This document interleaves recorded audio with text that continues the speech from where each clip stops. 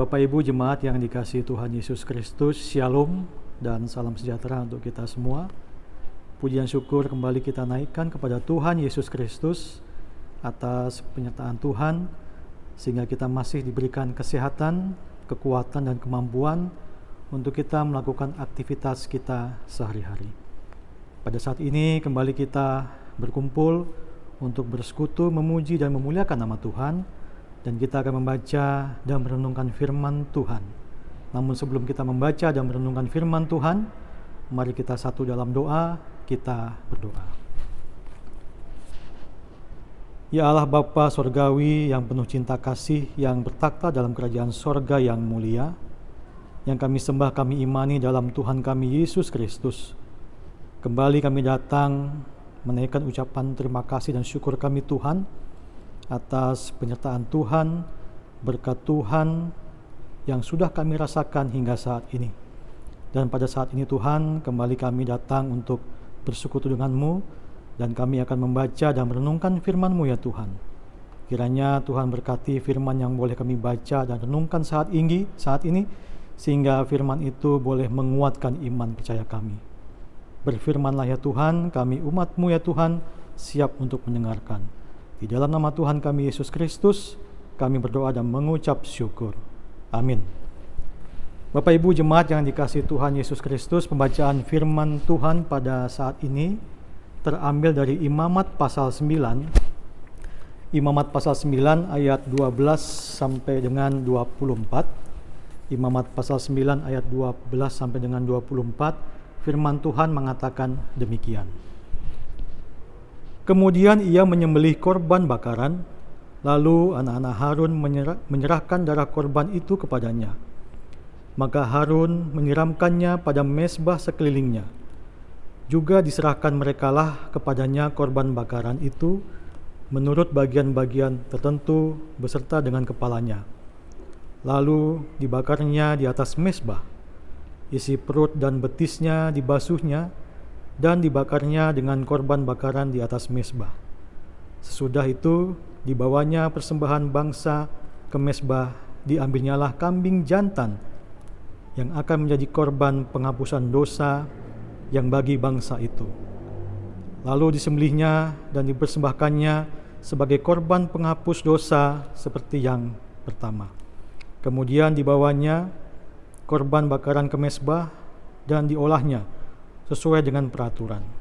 Selanjutnya dibawanyalah korban sajian dan diambilnya segenggam daripadanya, lalu dibakarnya di atas mezbah di samping korban bakaran pada waktu pagi. Ia menyembelih juga lembu dan domba jantan yang akan menjadi korban keselamatan bagi bangsa itu. Lalu anak-anak Harun menyerahkan darah korban itu kepadanya. Maka Harun menyiramkan pada mezbah sekelilingnya. Tetapi segala lemak dari lembu dan dari domba jantan itu, yakni ekor yang berlemak, lemak yang menutupi isi perut, buah pinggang dan umbai hati, segala lemak itu diletakkan mereka di atas dada kedua korban itu. Lalu Harun membakar segala lemak itu di atas mezbah. Dada dan paha kanan itu dipersembahkan Harun sebagai persembahan unjukan di hadapan Tuhan, seperti yang diperintahkan Musa. Harun mengangkat kedua tangannya atas bangsa itu, lalu memberkati mereka. Kemudian turunlah ia setelah mempersembahkan korban penghapus dosa, korban bakaran dan korban keselamatan. Masuklah Musa dan Harun ke dalam kemah pertemuan. Setelah keluar, mereka memberkati bangsa itu.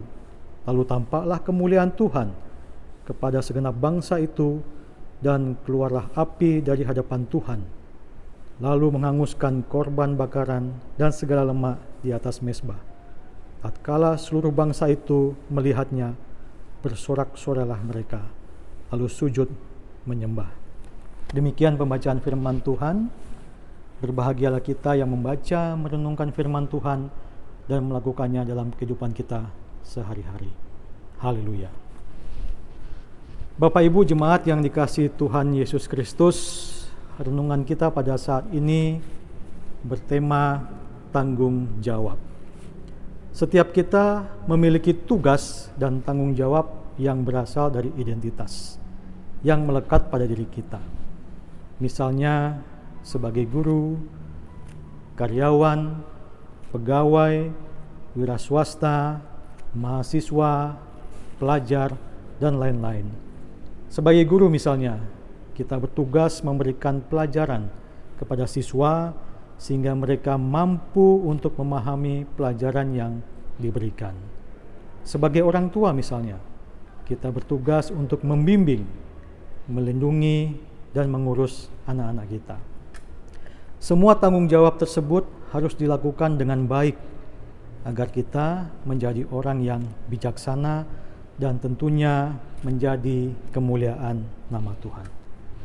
Bapak Ibu yang dikasihi Tuhan Yesus Kristus, pembacaan Alkitab saat ini yang terambil dari Imamat pasal 9 ayat 12 sampai dengan 24, di mana kitab Imamat merupakan kitab yang ditulis untuk mengajar bangsa Israel dan para imam tentang bagaimana cara menghampiri Tuhan dan menjelaskan standar kehidupan kudus yang telah ditetapkan oleh Allah.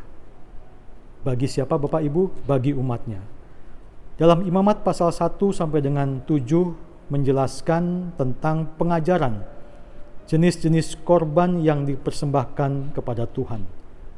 Kegiatan korban tersebut juga harus dilayani oleh seorang imam. Para imam adalah orang-orang Lewi yang bertugas mengelola kemah Tuhan sebagai simbol kehadiran Tuhan. Pengelolaan kemah pertemuan mencakup tugas melakukan prosesi ibadah bakaran. Oleh karena itu, Imamat pasal 8 mengatakan Musa pun mentabiskan Harun dan anak-anaknya sebagai imam. Perintah Tuhan kepada Harun dan anak-anaknya disampaikan melalui Musa, yakni memberikan korban penghapusan dosa dan diri Harun.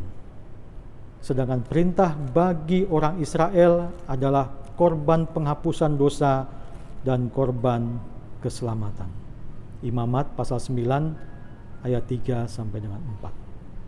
Para imam yang berasal dari suku Lewi atau keturunan Harun adalah seorang imam haruslah membakar korban untuk dirinya sendiri dan untuk bangsa Israel. Dalam Imamat pasal 9 ayat 5 dijelaskan bahwa Harun dan anak-anaknya melakukan perintah Tuhan dengan baik. Hal ini menggambarkan bahwa ada rasa tanggung jawab di dalam diri mereka. Bapak Ibu, jemaat yang dikasihi Tuhan, rasa tanggung jawab ada di dalam diri Harun dan juga anak-anaknya. Bukan hanya mereka taat kepada Allah, namun Harun dan anak-anaknya juga memahami akan tugas yang melekat dalam diri mereka. Sebab seorang imam haruslah taat kepada Allah. Mereka tahu bagaimana mempersembahkan korban-korban persembahan yang dipersembahkan untuk Tuhan. Hal ini membuktikan kecakapan mereka dalam melakukan tugas. Tanpa kecakapan, Harun dan anak-anaknya tentu kesulitan dalam memahami tanggung jawab sebagai imam. Bapak Ibu jemaat yang dikasihi Tuhan Yesus Kristus, tidak hanya kecakapan yang mereka miliki, mereka juga melakukan tanggung jawab tersebut dengan sepenuh hati dan hanya untuk kemuliaan nama Tuhan. Harun dan anak-anaknya tidak mengejar pujian dari orang Israel, tidak mengejar kehormatan ataupun prestis. Harun dan anak-anaknya hanya untuk kemuliaan nama Tuhan ketika melakukan persembahan untuk Allah. Pada ayat 24 dikatakan bahwa dan keluarlah api dari hadapan Tuhan lalu menghanguskan korban bakaran dan segala lemak di atas mezbah. Tatkala seluruh bangsa melihatnya, bersorak-soralah mereka lalu sujud menyembah. Artinya Tuhan berkenan dengan pelaksanaan tanggung jawab yang dilakukan oleh Harun dan anak-anaknya, karena mereka melakukannya sesuai dengan ketetapan dari Tuhan. Selain itu, Harun dan juga anak-anaknya menunjukkan sifat jujur dan serius dalam melakukan tanggung jawabnya. Tidak hanya hati Tuhan yang bersuka cita, namun orang-orang Israel juga bersuka cita. Hal ini membuktikan bahwa kecakapan dan kejujuran dalam melakukan tanggung jawab pasti berdampak positif bagi orang-orang Israel. Bapak Ibu jemaat yang dikasihi Tuhan Yesus Kristus, setiap kita memiliki tanggung jawab masing-masing. Entah tanggung jawab itu besar ataupun kecil, tanggung jawab itu harus dilakukan dengan tuntas dan sebaik mungkin, agar menyenangkan hati Tuhan dan menjadi berkat bagi sesama. Dengan renungan ini, kita dapat mengetahui bahwa untuk melakukan tanggung jawab diperlukan kecakapan, keseriusan, dan kejujuran. Hal ini harus ada dalam diri kita sebagai orang yang percaya kepada Allah. Baik kita sebagai karyawan, sebagai orang tua, sebagai presbiter, maupun sebagai jemaat. Ketika kita sudah melakukan tanggung jawab dengan baik, maka kita sedang memuliakan nama Tuhan, dan Tuhan pasti berkenan dan menolong kita. Yang pada akhirnya orang-orang di sekitar kita akan ikut memuji nama Tuhan. Begitupun sebaliknya, ketika kita tidak serius dan tidak jujur dalam melakukan tanggung jawab kita, maka kita sudah mengabaikan Tuhan. Mengapa? Karena tanggung jawab yang kita lakukan tidak untuk kemuliaan nama Tuhan. Kita tidak tulus dan tidak ikhlas, sehingga Tuhan tidak berkenan atas semua tanggung jawab yang kita lakukan. Kita harus tetap melakukan tanggung jawab dengan penuh rasa tanggung jawab, meskipun hal itu menghambat kita. Sebab apa? Sebab Tuhanlah yang memberikan tanggung jawab itu kepada kita. Kita harus melakukannya dengan sebaik mungkin. Bapak Ibu yang dikasihi Tuhan Yesus Kristus, apakah kita sudah melakukan tanggung jawab kita hari ini dengan baik? Suatu pertanyaan. Walaupun banyak tantangan yang kita hadapi, namun demikian kita harus berusaha untuk tetap setia dalam melaksanakan tanggung jawab tersebut. Kita tinggalkan ego dalam diri kita dan kita kerjakan tanggung jawab dengan ketulusan dan keikhlasan. Pada hari ini kita berkomitmen untuk melakukan tanggung jawab dengan sebaik-baiknya. Jangan malas, jangan mengeluh, jangan pesimis, tetap optimis agar nama Tuhan dimuliakan melalui hasil tanggung jawab kita. Amin. Bapak Ibu, mari kita berdoa. Kembali kami datang kepadamu ya Bapa di surga, Bapa yang penuh cinta kasih, Bapa yang baik, Bapa yang kami sembah, kami imani dalam Tuhan kami Yesus Kristus. Kembali kami mengucapkan terima kasih dan syukur kami Tuhan atas kemuliaan Tuhan, berkat Tuhan, sehingga pada saat ini kami boleh datang untuk bersekutu dengan-Mu dan kami boleh membaca dan merenungkan firman-Mu ya Tuhan. Tuhan berkati firman yang sudah kami renungkan pada saat ini, sehingga boleh menguatkan iman percaya kami untuk kami menjalani kehidupan ini.